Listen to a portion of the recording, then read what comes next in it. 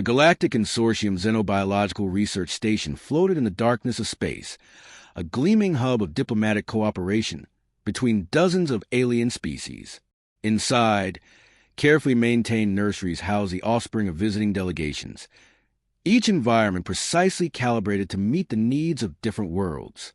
Kong Miho pushed his cleaning cart down the long corridor, the wheels squeaking softly in the quiet of the night shift. He was 52 years old, with gray hair and tired eyes. For 20 years, he had mopped these same floors, cleaned these same windows, emptied these same trash bins. Nobody really noticed him. He was just a janitor. The man who came when everyone else was sleeping, who made sure everything was clean before the morning shift arrived. He liked the quiet. During the day, the station was full of noise, aliens speaking in strange languages, machines humming, announcements echoing through the halls. But at night, it was peaceful. Just him in his cart and the soft glow of the emergency lights. Tonight was different. At first, Miho thought something was wrong with his ears. A sound started, high-pitched and awful, like metal scraping against metal. But it wasn't metal. It was screaming. The kind of screaming that made his stomach turn, and his hands shake. Red lights began flashing in the nursery wing. Miho stopped, pushing his cart. He had never seen those lights before. Through the transparent walls, he could see aliens running back and forth. They looked panicked. The station's computer voice spoke calmly through the speakers. Systems failure in Tarkin Nursery. Automated caretaker units offline. Manual intervention required. Miho walked toward the nursery. He knew he shouldn't. It wasn't his job. He was supposed to stay in the corridors, clean what needed cleaning, and go home. But something pulled him forward. Maybe it was curiosity. Maybe it was something else. When he reached the nursery door, he looked through the window. What he saw made him stop breathing for a moment. 3 small creatures were inside large cribs. They looked like nothing he had ever seen before. Each one was about the size of a big dog, covered in shiny scales that changed colors. They had 4 eyes, and small horns on their heads. Their mouths opened wide as they screamed, showing tiny sharp teeth. Around them, for different kinds of aliens were trying to help. One alien looked like a cloud of gas, glowing different colors. Another was tall and thin like an insect, making clicking sounds. A third alien was made of crystal, making musical chiming noises. The fourth was covered in soft fur and had 6 arms, all moving at once to try to comfort the babies. Nothing was working. The 3 creatures just screamed louder and louder. Miho pressed his ear against the door. He could hear voices over the intercom system inside. The Tarkin delegation is 2 days away. One voice said. It sounded scared. These cubs are going to die before they get here. Their bodies can't handle this much stress. We've tried everything in the database. Another voice answered. Nothing works. Tarkins are predators. Their babies need their parents. We don't know what else to do. Miho watched the smallest creature. Its scales kept changing from red to gray, flashing back and forth. Red, gray, red, gray. Even without knowing anything about these aliens, Miho understood what those colors meant. Fear, pain, terror. The little thing's clawed hands reached up into the air, grasping at nothing, reaching for someone, reaching for help. Miho knew that reaching. He had seen it before, 30 years ago. His daughter Sora had been so sick with fever. She had cried all night, her little hands reaching up from her bed, reaching for him, for safety, for comfort, for someone to make the pain stop. His hand moved to the door panel before he could think about it. Don't. A part of his mind said, this isn't your job.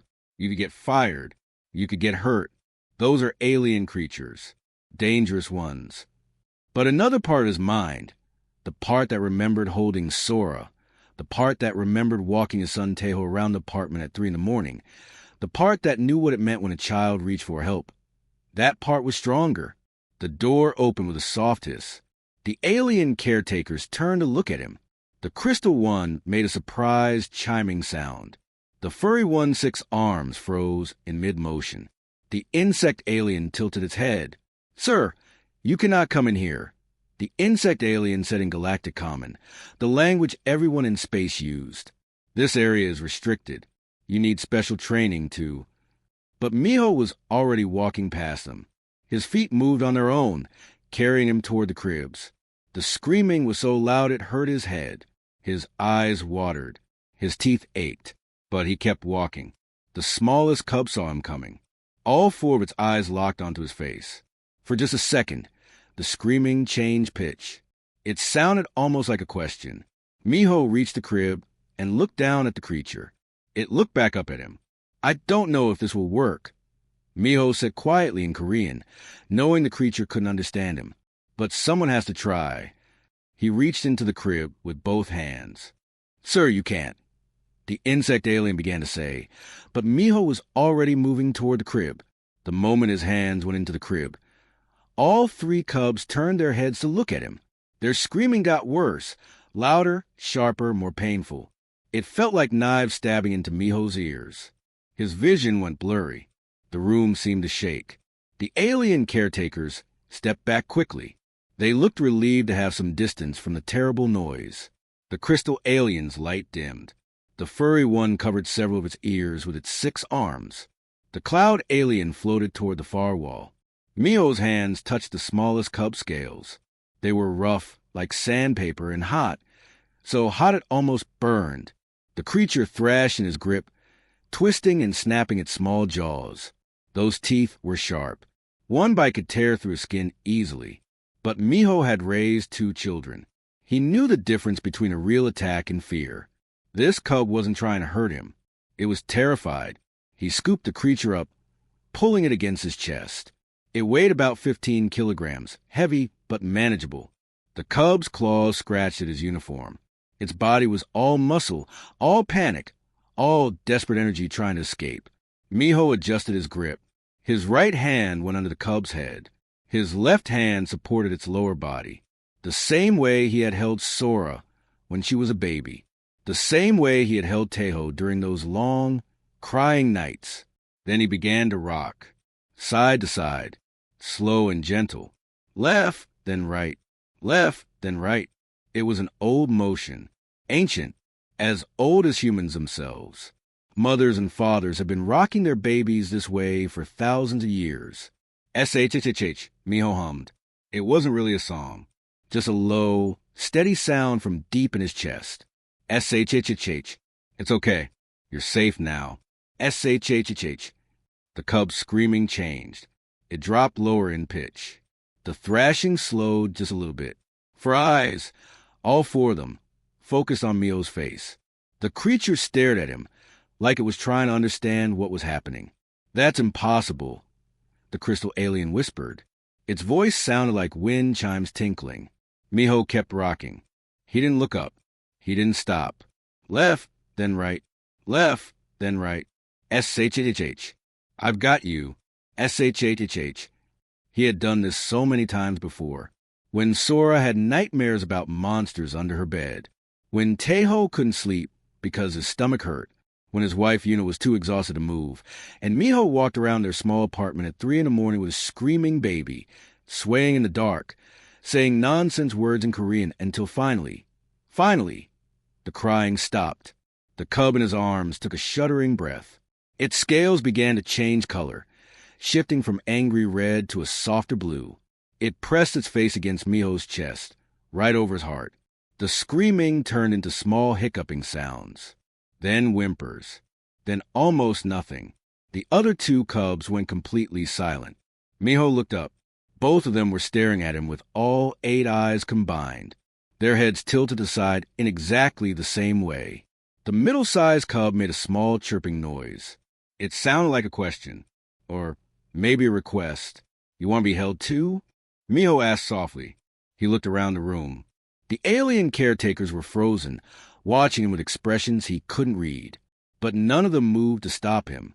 Miho sat down on the floor, crossing his legs. He kept the smallest cub cradled in his arms, still rocking gently. "Come here, then," he said to the other cubs. The middle cub climbed out of its crib. It moved fast, surprisingly graceful, like a cat. It stumbled across the floor toward him, its scales flashing different colors. When it reached Miho, it pressed against his side. Miho shifted the smallest cub to one arm. He wrapped his other arm around the middle cub. The creature was trembling, its whole body shaking. "It's okay," he whispered. "I've got you too." The largest cub watched from its crib. It was the biggest and probably the strongest. Its scales were darker than the others. It looked at Miho with what might have been suspicion, or curiosity, or hope. Miho didn't say anything. He just kept rocking, kept humming. After a long moment, the largest cub climbed out of its crib too. It walked over slowly, carefully. Then it lay down by Miho's feet, curling its body around his legs. Now all three cubs were touching him. Miho sat there on the floor, surrounded by alien predator babies, still rocking side to side. He began to hum a lullaby, one that Yuna used to sing when their children were small. The words were in Korean, about the moon and stars and peaceful sleep. The cub's breathing started to match his breathing. In and out, slow and steady. Their scales all shifted to soft colors, blues and purples and gentle greens. The insect alien tried to speak, but no words came out. The furry alien's 6 arms hung limp at its sides. The cloud alien pulsed with dim, confused light. The crystal alien finally managed to speak. "How are you doing this?" Miho looked up at them. The cub stayed pressed against him, finally calm. "I don't know," he admitted. His voice was quiet, barely above a whisper. He didn't want to disturb the babies. "I'm just doing what feels right." But it was working. After 6 hours of screaming, after all the technology and training and expertise of the alien caretakers had failed, these cubs were finally at peace. Because of a janitor. A human janitor who just knew how to rock a crying baby. Station Director Shimmercloud materialized in the nursery wing 2 hours later. Her crystalline form caught the lights and split them into rainbow patterns that danced across the walls. The Vex were a species made of living silicon, beautiful to look at but cold in the way they thought. Everything was logic and data to them. Everything had to make sense. She floated over to Pertok, the head of xenobiology. He was a Velen, covered in soft fur, with 6 arms that were always moving. Right now, all 6 arms were pointing at the observation window. "Explain the situation," Shimmercloud said. Her voice was like bells ringing. "The human janitor, Kong Miho, has somehow calmed the Tarkin cubs," Pertok said. His voice was full of confusion and wonder. "We tried to take them away from him. We tried to separate them. But the cubs start screaming again the moment he stops touching them or leaves the room." Shimmercloud moved to the window and looked inside. The human sat in a rocking chair that someone had brought for him. 2 cubs were sleeping in his lap, their bodies curled together. The 3rd cub was on the floor by his feet, also sleeping. The human swayed back and forth in the chair, very slowly, very gently. His eyes were half closed. He looked exhausted. "This violates protocol," Shimmercloud stated. "Facts were facts. Rules were rules. He has no xenobiological training.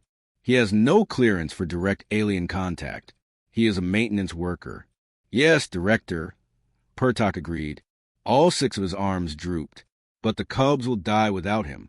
Their stress hormones are finally going down. Their heart rates are becoming normal. Whatever he is doing, it works." Shimmercloud connected her consciousness to the station's computer system. "Analysis," she commanded. Information flooded into her mind. The AI had been watching everything since Miho entered the nursery. It had recorded his body temperature, the sounds of his voice, the way he moved, even the chemicals his body was producing.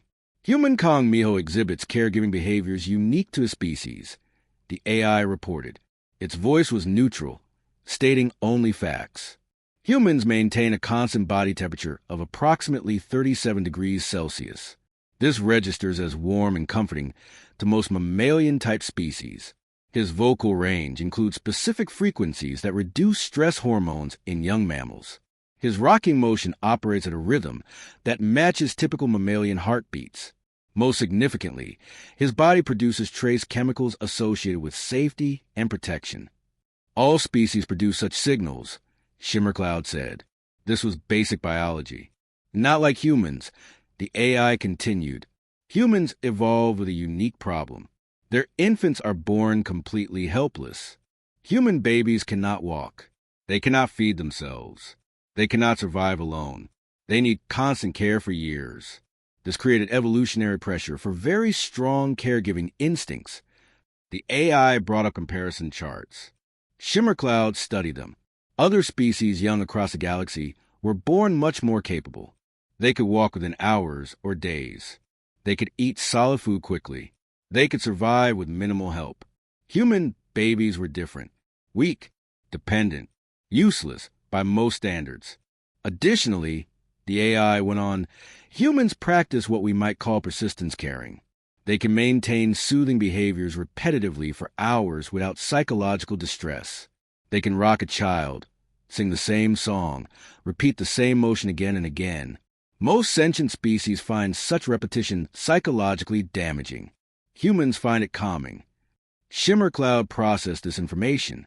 You're saying humans are specialized for childcare? Across species barriers, yes, the data strongly suggests human caregiving instincts work universally. Through the window, Miho began singing very softly.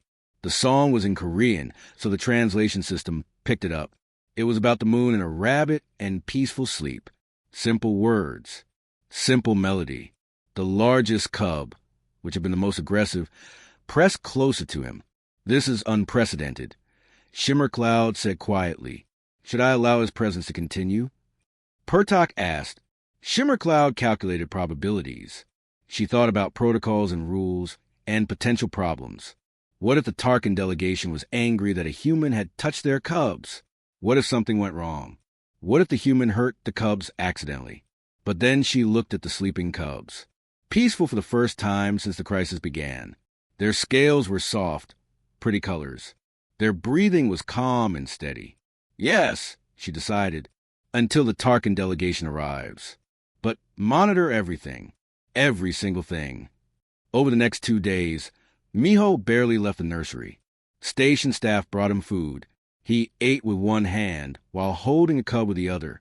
They brought him water. He drank while still rocking. The cubs would tolerate other caretakers for a few minutes, but they only truly relaxed with Miho. Miho tried to teach the alien caretakers his techniques. He showed them how to rock, how to hold, how to make the shushing sounds. But none of them could make it work the same way. The cubs accepted their help, but didn't fully calm down unless Miho was there. Word began to spread through the station. Off-duty crew members found excuses to walk past the nursery. They pressed their faces to the observation windows, watching in amazement. A human, just an ordinary middle-aged janitor, holding apex predator infants like they were his own children. Scientists requested permission to observe. They wanted to study what was happening. Diplomats from other species sent messages asking for information. The quiet emergency had transformed into something bigger, a mystery that no one could fully explain, a revelation about humanity that the galaxy had never understood. On the second day, a biologist from the insect species stood at the window for 3 hours, just watching. Finally, she turned to her colleague. We have been spacefaring for 10,000 years, she said. We have met hundreds of species. We have studied countless forms of life.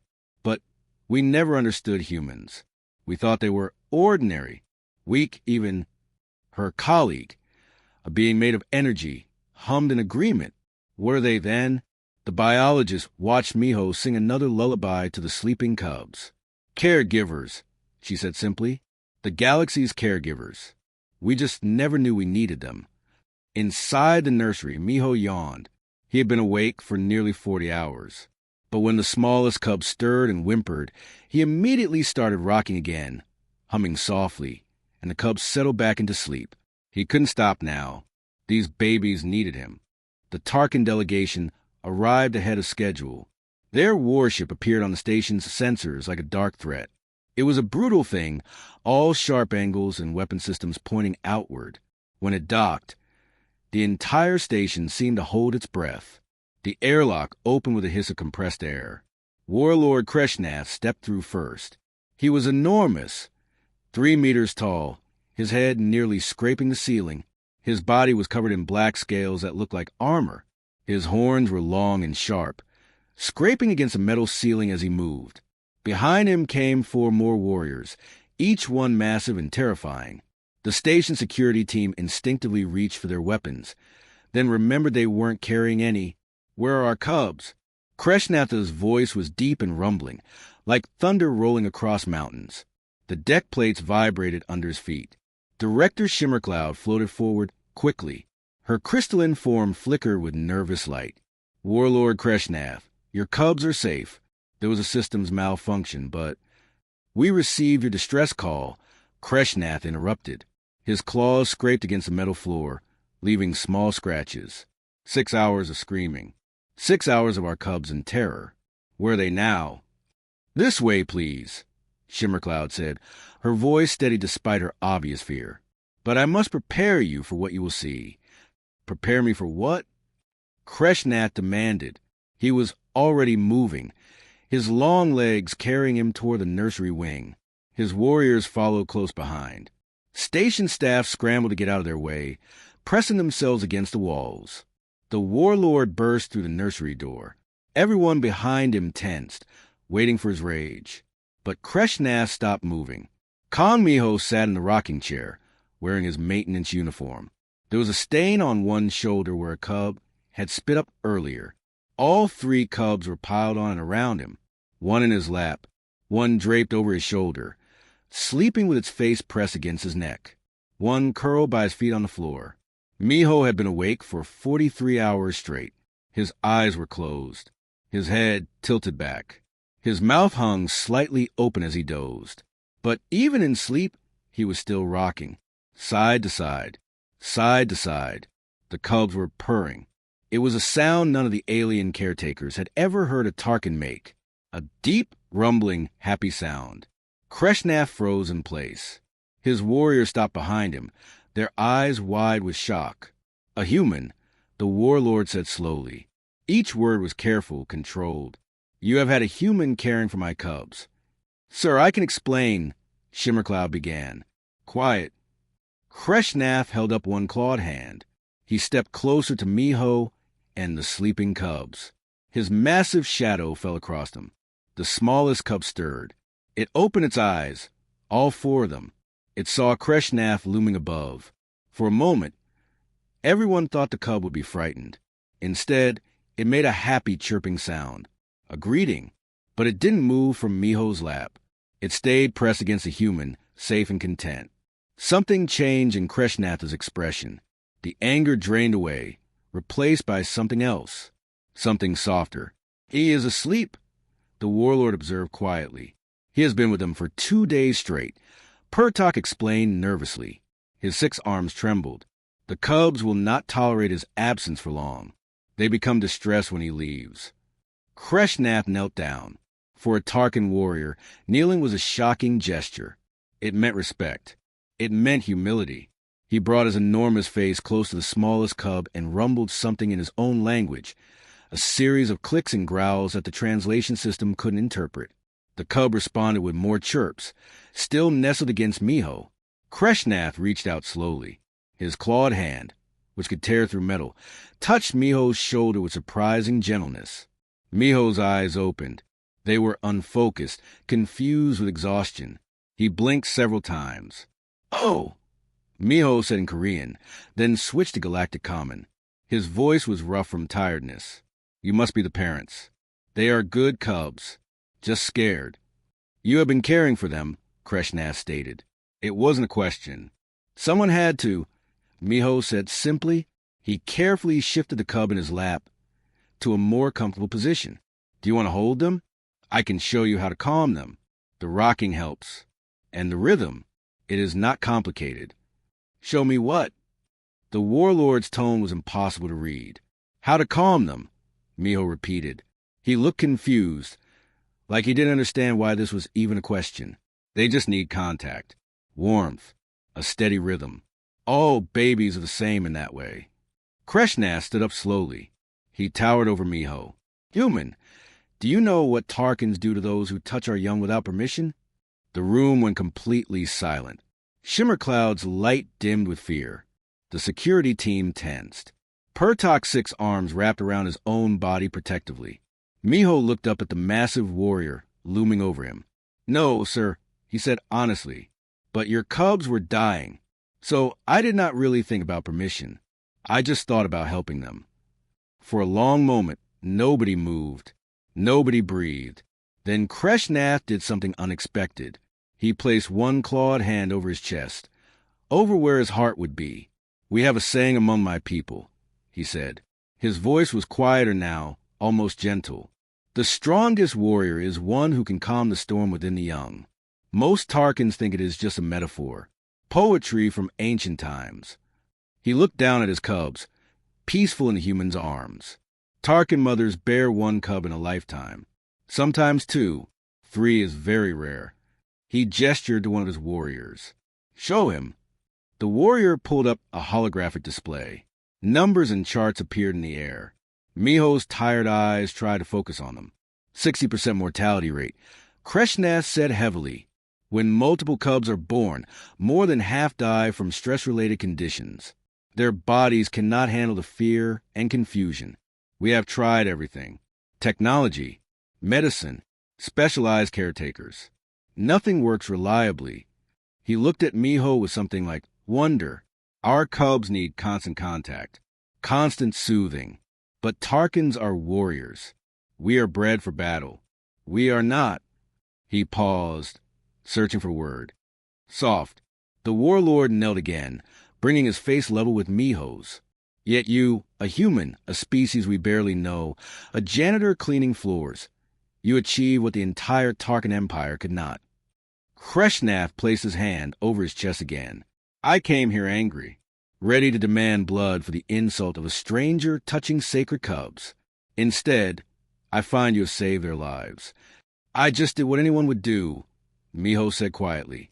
"No," Kreshnath corrected him firmly. "You did what only a human would do." He stood up straight.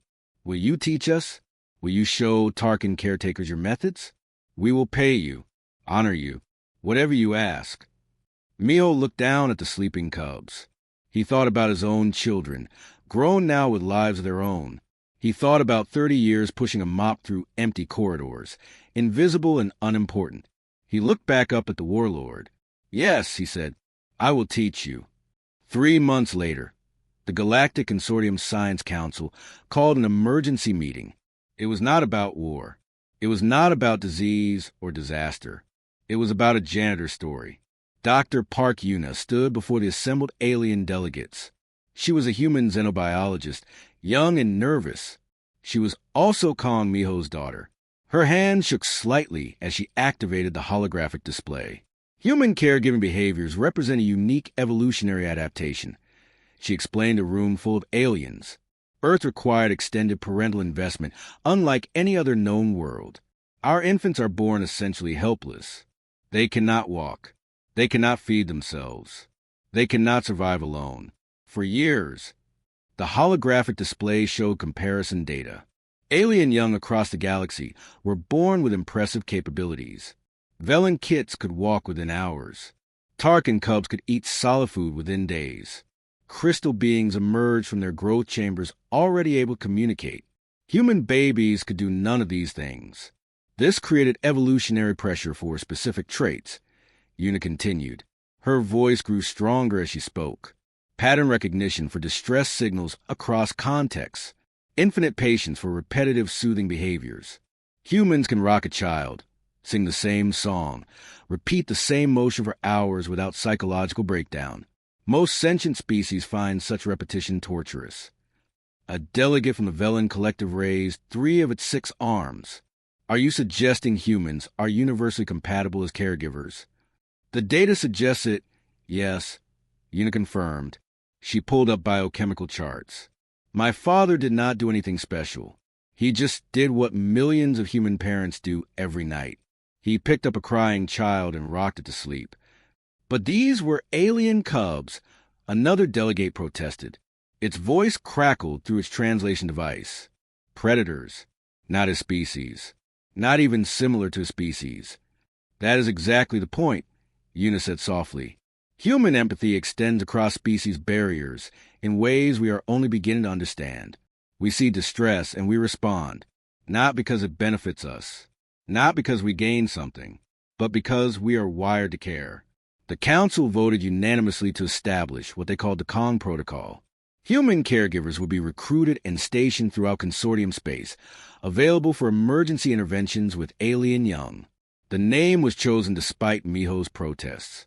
He had insisted it not be named after him, but the Council ignored his objections. Back on Station Harmony, Miho trained his replacement. Her name was Lee Hannah. She was young, only 25, and had been working in station recycling. She had the same gentle touch Miho had, the same patient persistence. "Remember," Miho told her as they sat in the nursery with new arrivals, a clutch of Velen kits whose mother had been injured in a transport accident. "It is not about being perfect. It is about being present. Just hold them, rock them, let them feel your heartbeat." Hannah cradled a kit in her arms, swaying gently from side to side. The kit's fur was soft against her skin. "How did you know this would work?" she asked. "I did not," Miho admitted. He held another kit, humming softly. "I just knew they needed someone. And I was there." His communicator chimed. A message from Warlord Kreshnath. The 3 Tarkin cubs were thriving. The youngest one had been given a name in Tarkin language that translated roughly to human friend. It was already showing signs of becoming a strong fighter. But more importantly, Tarkin caretakers were successfully using human techniques. Survival rates for multiple birth cubs had increased to 87%. 87%, where before it had been only 40%. Another message arrived. This one was from a mining colony in Sector 7. 3 Velen kits had been orphaned in an accident. They would not eat. They would not sleep. Could Miho come? Miho looked at Hannah. She was doing well with the kid in her arms, rocking naturally, humming a song in Korean. He looked around the nursery that had become more of a home than his own quarters. Then he picked up his bag. Inside were swaddling cloths adapted for various alien physiologies, recordings of human lullabies in a dozen languages, various soothing implements he had collected, small toys, soft fabrics, things that help calm frightened young ones. "Hold down the fort," he told Hannah. "I will be back in a week." "Mio-SI," Hannah said softly, using the Korean honorific for respect. "Do you think we are changing things? Really changing things?" Miho paused at the door. He thought about Kreshnath placing a Tarkin honor blade in his hands. The blade was a weapon he would never use, but he understood it represented something deeper than violence. It represented trust, honor, family. He thought about the letters from parents across a dozen species. "Thank you for saving my child. Thank you for caring when no one else could. Thank you for being there." He thought about the galaxy, slowly realizing that humanity's greatest strength was not technology, not weapons, not intelligence or strategy. It was the capacity to care. "Yes," he said finally, one crying child at a time. He stepped into the corridor, heading for the transport bay. Behind him, Hannah began singing softly in Korean. It was the same lullaby his wife Yuna had taught him 30 years ago. The one he had sung to his daughter Sora and his son Teho. The one he had hummed to 3 terrified alien cubs in the dark. The song about the moon and the rabbit and peaceful sleep. The galaxy was full of young ones who needed comfort, and humanity, it turned out, had been training for this role for millions of years.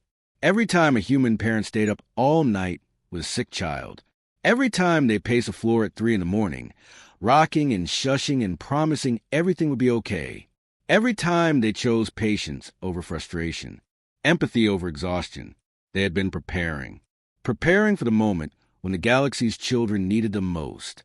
Kong Miho, janitor turned caregiver, ambassador of the quiet human strength that came from simply refusing to let a child cry alone. He was just the first, but he would not be the last. Already, recruitment centers were opening on Earth. Young humans were volunteering. Old humans with decades of parenting experience were signing up. Teachers, nurses, grandparents, anyone with the patience and love required to rock a frightened child to sleep. The Galactic Consortium had discovered something remarkable. Humans were not the strongest species, not the smartest, not the most advanced, but they were the kindest, the most patient, the most willing to sit in the dark with a crying baby, any baby from any world, and rocked gently until the crying stopped, on Station Harmony, in the nursery where 3 species of young ones slept peacefully under human care. A soft lullaby echoed through the corridors. Across the station, aliens stopped what they were doing. They listened to the simple melody. They did not understand the Korean words, but they understood the meaning beneath the words. Safety, comfort, love, and somewhere in the darkness of space, on a transport heading towards Sector 7, Kang Miho sat with his bag of swaddling cloths and lullabies. 3 orphan Velen kits were waiting for him, crying, scared, alone, but not for long. The end.